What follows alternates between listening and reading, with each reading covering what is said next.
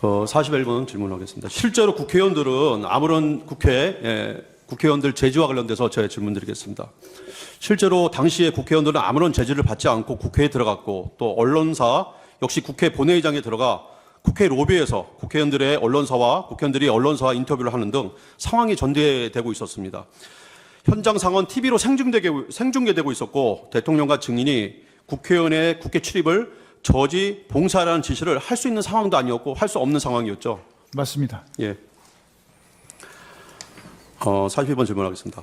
공수처는 2024년 12월 4일 공안시 03분경에 본회의에서 비상계엄 해제 요구안이 가결되자 2024년 12월 4일 공안시 16분에서 공안시 47분경에 합동참모부 지하에 있는 결심지원실에서 대통령이 증인, 계엄사령관 박안수, 그다음에 국가안보실 2차장 인성환, 국방비서관 최병욱 등과 함께 논의를 하면서 그것 봐라, 1000명 더 투입하라고 하지 않았나 이렇게 말하면서 말하였다고 하는데 그 사실이 아니죠? 아닙니다. 예. 또 소추단 측은 대통령이 국회 계엄 해제 요구안이 가결되었음에도 일부러 즉시 계엄을 하지 않았다는 취지로 주장하고 있는데 이것 역시 사실 아니죠? 아닙니다. 예.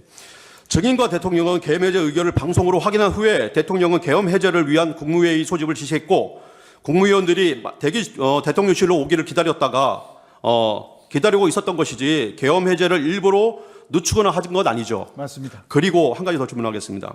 국회의 계엄 해제 요구가 있자마자 대통령이 증인과 박안수 계엄사령관을 직무실로 불러서 즉시 병력을 철수해라라고 지시했죠. 맞습니다. 예. 증인의 공소장에 따르면은 증인이 2024년 12월 4일 02시 13분경에 곽종근에게 이미 다 계엄 해제가 난 다음에 02시 13분경입니다. 중앙선거관리위원회에 병력을 재차 투입할 수 있느냐 이렇게 문의했다고 기재되어 있는 게 사실 아니죠? 사실이 아닙니다. 예, 정치인 체포와 관련돼서 질문드리겠습니다.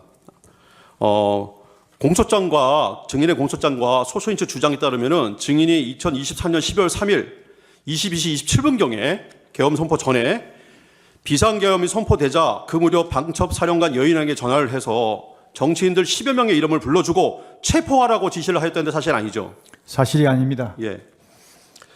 증인이 대통령으로부터 특정 정치인을 체포하라는 지시 받은 적이 있습니까? 증인이? 대통령으로부터 그런 지시를 받은 적은 전혀 없고요. 예. 이것은 이제 제가 이제 그 다음 질문이 있습니다. 네. 예. 증인은 검찰 조사에서 정치인들의 위치를 파악하라고 지시하였다고 진술을 하였는데요. 대통령으로부터 그런 지시를 받아서 한 것인가요? 아니면 증인의 판단으로 그렇게 한 것인가요? 제가 판단해서 예인영 사령관한테 체포하라는 그런 지시가 아니고 예. 그 포고령 위반 우려가 있는 그런 대상자들을 몇 명 불러주면서 그 인원들에 대해서 동정을 잘 살펴라. 그렇게 이제 지시한 바는 있습니다. 예, 알겠습니다. 그 소추인단은 방첩대에서 체포된 정치인들을 비원 벙커에 수용하기로 하였다면서 비원 벙커를 방첩대 지하 1층에 있는 벙커 또는 수감시설이라고 주장을 하고 있습니다. 그러니까 방첩대 지하 1층에는 수감시설이 없다고 이미 관련자들이 국회, 국방위에서 민주당 의원들의 질의에 분명히 답했습니다. 증인은 방첩대 지하 1층에 체포된 정치인을 수용하라고 지시한 적이 있습니까? 어디 방첩대 말씀하십니까? 예, 비원 벙커를 지하 1층이라고 이렇게 알고 계시더라고요. 비원 벙커에? 예, 아니요. 비원을 지하 1층으로 알고 계시더라고요. 방첩대 지하 1층에 그런 시설이 없죠. 그런 지시한 적도 없죠. 없습니다. 예. 혹시 방첩대 지하 1층 벙커가 아니라 수방사에 있는 비원 벙커를 말하는 것이라면은 이 벙커는 체포된 인원을 수용할 수 있는 시설이 아니죠? 전혀 아닙니다. 예. 이유가 뭐죠? 그 수용할 수 있는 그런 공간도 안 되고 시설 자체도 안 됩니다. 예. 수용을 하려면 그런 수용할 수 있는 기본적인 화장실이나 방마다 간단한 그냥 씻는 그런 게 있어야 되는데 전혀 그런 게 안 돼 있습니다. 예.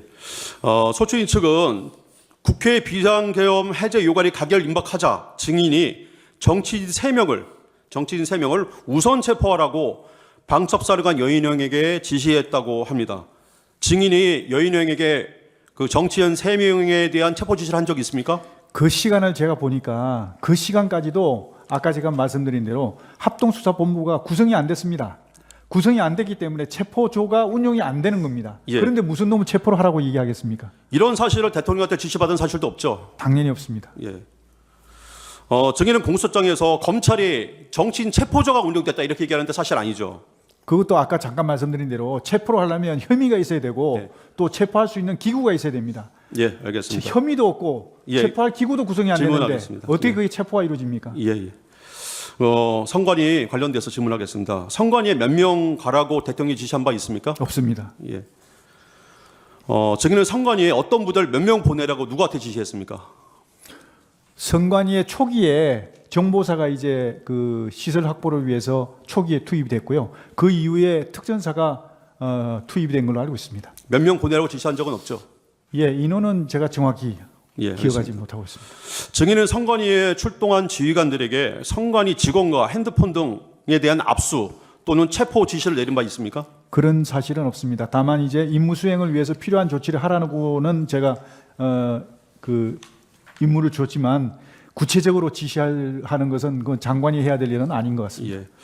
그 법관들의 체포에 대해서 한번 말씀드리겠습니다. 질문하겠습니다. 증인은 법관들에 대해서 체포 지시 또는 위치 파악 같은 거 지시 내린 적이 있습니까? 없습니다. 그럼 대통령께서 증인에게 법관 체포를 지시한 적이 있습니까? 없습니다. 말이 안 됩니다. 예, 이상입니다. 네, 재주심 또 하겠습니다. 네 하십시오.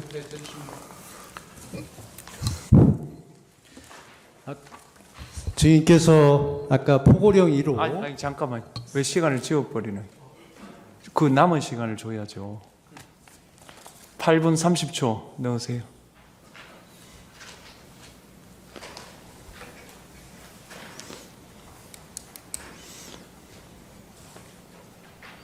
예, 9분 넣으세요. 예, 하십시오. 네, 증인께서 아까 포고령 1호를 설명을 못하신 게 예. 1호를 못 보셨기 때문인데 포고령 1호에 대해서 좀 설명을 해주시겠습니까? 예. 그 포고령 1호 포고령 1번에 보면 그 내용을 쭉 보면 마지막에 있는 시위 등 일체의 정치 활동을 금한다라고 되어 있습니다. 이걸 보면 마지막 일체의 정치 활동을 금한다는 게 이제 마지막 핵심이고요. 그래서 이제 국회 같은 경우에는 그 입법 활동에 대해서는 존중돼야 되고 당연히 그거는 보장이 돼야 된다고 저는 생각합니다. 그렇지만 정치 활동에 대해서는 통제가 필요하다고 저는 생각하기 때문에 이걸 넣은 겁니다. 왜냐하면 과거의 사례를 봐도 그렇고 정치 활동을 빙자해서 국민들을 선동한다든지 또 사회를 교란한다든지 또 심지어는 이 반국가 세력하고 결탁을 해서 체제 전복을 노린 그런 사례도 있습니다. 이런 것들을 고려해서 국회에서의 정치 활동 또는 이제 그 정치인들의 정치 활동에 대해서는 어떤 일시적으로라도 그러니까 통제가 돼야 된다. 그런 차원에서 이게 들어간 겁니다. 예, 국회의 정상적인 의정 활동이나 합법적인 활동이 아니고 네. 위법적이고 탈법적인 활동을 금지한다는 의미로 넣었다는 말씀이죠. 그렇습니다. 네. 예. 그리고 아까 그 비상입법기구 관련해서 헌법 76조 비상입법권을 말씀하셨습니다. 근데 헌법 76조는 긴급 재정명령에 관한 규정이고 그 명령은 입법의 효력이 있다고 해서 그렇게 말씀을 하신 것이죠. 네, 네, 그렇습니다. 그리고 아까 말씀하실 때 대통령께서 평소에 민생 살리기나 경제 살리기 입법 수백 개를 추진했는데 거대 야당의 발목 잡기에 잡혀서 실행을 못해서 안타까워하셨다. 네. 그래서 이제 증인께서 헌법 76조를 활용해서 실행 방법을 강구하는 것이 지금 이 맞습니다. 문구라는 것이죠. 예, 예. 혹시 대통령께서 평소에 민생 입법이나 경제 살리기 입법 중에 대표적으로 언급했던 법률이 무엇인지 말씀해 주실 수 있습니까? 특별히 어떤 법률에 대해서 언급하지 않으시고 네. 이런 것들을 막혀 있는 이런 법안들 민생 관련한 거, 경제 살리기 관련한 것에 대해서 이것이 그 제대로만 작동이 되면 국민의 삶이 훨씬 더 좋아질 텐데 하시면서 아쉬움을 표하면서 이게 기회가 된다면 이런 어떤 비상대책을 강구해서 어떤 이런 것들이 좀 해결될 수 있는 방안이 있으면 좋겠다. 이런 어떤 희망사항으로 말씀하신 게 있습니다. 그래서 그 기억에 제가 해서 그 내용을 정리한 겁니다. 그때 그 당시에 이제 평소에 대통령께서 4대 개혁 문제라든지 그 소득세법, 상속세법, 증여세법, 법인세법 이런 부분들을 많이 개혁하시려고 하는데 좌절됐던 부분을 말씀하신 적은 없습니까? 그런 부분도 물론 당연히 그 말씀하신 데는 근데 이런 법만 잘 돼도 국민이 더 잘 살 수 있다는 안타까운 맞습니다. 말씀을 많이 다 하셨다. 포함했습니다. 예. 그런 것까지. 네. 그리고 그 청구인 측 질문에서 특전사는 저 의사당 내이고 수방사는 경내고 경찰은 담장 밖이라고 이렇게 질문을 할 때 주인께서 맞다고 말씀을 하셨는데 실제 특전사가 국회 본 의사당에 얼마나 들어가셨는지 아십니까? 280명. 본관에 다 들어갔습니까? 280명이 질서 유지를 위해서 활동을 했습니다. 다 들어간 걸 확인하셨습니까? 아니 확인한 것보다 제가 보고를 받았습니다. 그렇게. 그러니까 그게 지금 이제 오해를 좀 280명은 국회 경내에 들어간 인원을 말하는 거고요. 맞습니다. 예, 맞죠? 예. 본청에 본 회의장 안에 건물 안에 들어간 사람은 12명밖에 안 돼요. 7079대 묵개고 창문 깨고 그거를 좀 오해를 하시고 예. 건물 안에 있었던 그죠? 게 280명이라는 예, 예. 겁니다. 건물 안에.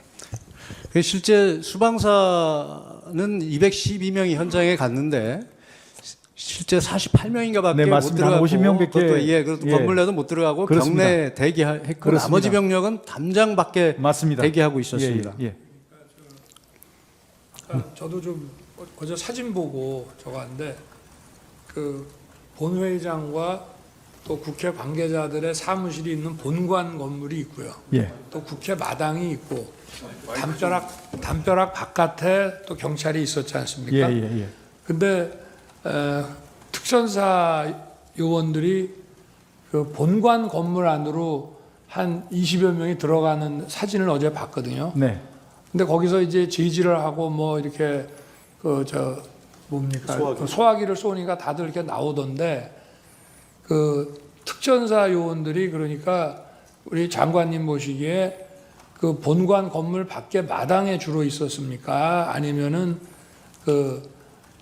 본관 건물 안으로 그 많은 인원이 다 들어가 있었습니까? 280명은 본관 안쪽에 하여튼 복도든 어디 그 이쪽 곳곳에 가 있었습니다. 장관님께서 구체적으로 병력의 위치 사항을 자세히 파악하시고 있는 건 없으신 예, 거죠? 그렇습니다. 예, 예. 저는 그렇게 알고 있습니다. 수방사령관 이진우 수방사령관이 24년 12월 7일 날 서울중앙지검에서 조사받은 내용입니다. 장관에게 지시를 받은 것이 국회로 가라는 것뿐이었습니다. 그래서 저는 수방사가 원래 해야 하는 국가 중요 시설의 핵심 지역 국회의사당에 대한 외곽 경계를 해야 한다고 생각했고 왜 가야 하는지 가서 무엇을 해야 하는지 정확히 몰랐습니다. 그래서 국회 연락관으로 가 있는 양재용에게 병력 배치를 부탁하였던 것입니다라고 진술하고 있습니다. 이 수방사령관의 진술에 따르면 증인께서 수방사령관에게 정확한 임무를 지시하지 않은 것으로 보이는데 어떻습니까? 초기에는 네. 제가 그 줄수가 없었던 게 인원도 정확하게 확인이 안 돼 있었고 또 실제로 들어가서 어떤 임무를 수행해야 될지 또 변동이 있을 수가 있습니다. 그래서 제가 초기에는 일단 출발해라. 그리고 그 상황을 고려해서 임무를 추가로 주겠다. 그렇게 얘기를 그랬기 때문에 그 조사에서 이진우 사령관은 상황을 잘 몰라서 김봉식 서울경찰청장에게 전화해서 서울에 무슨 상황이 있습니까? 라고 물어보자 김봉식 청장이 지금 국회에 경찰 병력이 나가 있는데 방어가 안 됩니다. 군 병력 좀 보내주십시오 라고 얘기를 하면서 김봉식이 먼저 병력을 요청하였다고 합니다. 이것으로 봐서 이진우 사령관은 정확한 임무도 부여받지 못한 상태에서 단지 그 수방사의 고유의 임무인 주요시설 경비를 목적으로 출동한 것으로 보입니다. 맞습니까? 예, 처음에는 그랬습니다. 처음에는 그렇게 간 것은 맞습니까? 이거 아까 지인께서 말씀하셨을 때 이제 실탄과 관련해서 말씀을 드리면 출동 당시에 병력이 출동을 하게 되면 실탄을 가지고 나가는 것은 매뉴얼에 따른 것이죠. 그렇습니다. 거기에는 개인 소지가 있고 이제 통합 보관이 있었고 이때는 이 계엄 당시에는 분명히 개인 실탄 소지를 금지했기 때문에 개인에게는 소지가 안 됐던 것이고 네. 통합 보관을 했던 것이죠. 그렇습니다. 그것은 매뉴얼에 따른 것이죠. 그렇습니다. 그리고 체포 명단과 관련해서 아까 말씀 증언을 하셨는데 체포 지시는 없었고 다만 포고령을 위반할 소지가 있는 대상자들에 대한 동향을 파악하라고 동정을 좀 파악해 보라고. 동정을 좀 파악해 보라고 하셨다고 네네. 하셨죠.